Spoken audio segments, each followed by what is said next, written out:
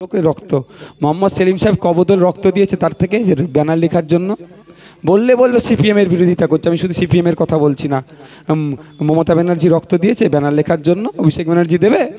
উল্টে বাচ্চাদের রেশন চুরি করে নিচ্ছে এরা।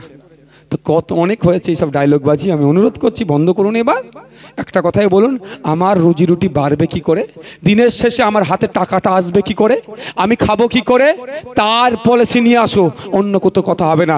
ধর্মের নামে বর্ণের নামে। আর দাদা দিদি কাঁধে হাত দিয়েছে, জামাটা খুলে কি বলছে বউকে গিয়ে, এই জামাটা ধুবি না। কারণ কেন রে, কেন গো? বলছে দাদা আমার কাঁধে হাত দিয়েছে, এইখানটা হাত দিয়েছে, জামাটা টাঙিয়ে রেখে ধুবি না। ও দিন গুজার গিয়া ও আর করবেন না, শেষ হয়ে যাবেন, হয়ে যেতে হচ্ছে। তাই বলি আপনাদের, মারামারি হানাহানি আর করবেন না। ভোট আসবে যাবে, সকাল সকাল যাবেন ভোট দেবেন, যাকে ভালো লাগবেন দেবেন। আইএসএফকে ভালো লাগবে না, দিতে হবে না, আমি জোর করব না। যার ঝান্ডাকে ভালো লাগবে তার কাঁধে নিয়ে ঘুরুন, সেটাও আমি বিরোধিতা করব না। এটা আমার গণতন্ত্র, এটা আমার ডেমোক্রেসি।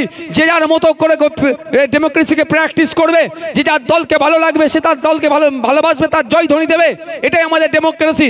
কিন্তু এই ডেমোক্রেসিটাকে মধ্যে যারা আমাদেরকে ইনভলভ করিয়ে মারামারি করিয়ে তারা গদিতে থাকতে চাইছে, একটু তাদেরকে দেখে নিতে হবে। তাই বলবো সজাগ সতর্ক থাকবেন।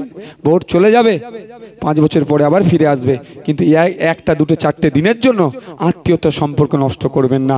এই বিভাজনের রাজনীতিতে পা দেবেন না। শুভেন্দুবাবুদের মধ্যে বলে ক্ষমতায় থাকতে চাইবে, মমতা ব্যানার্জি তার মতো বলে ক্ষমতায় থাকতে চাইবে, কিন্তু দিনের শেষে আমরা প্রতিবেশী, আমরা কিভাবে ভালো থাকবো আমাদের বুঝে নিতে হবে। আর ভোট আসলে বড় তিলক কোটে বড় হিন্দু সাজে, ভোট আসলে মাথায় টুপি হাজি রুমাল দিয়ে বড় মুসলমান সাজে।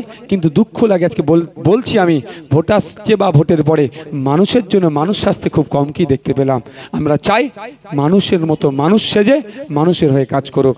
সকলে ভালো থাকবেন, সুস্থ থাকবেন, ধন্যবাদ।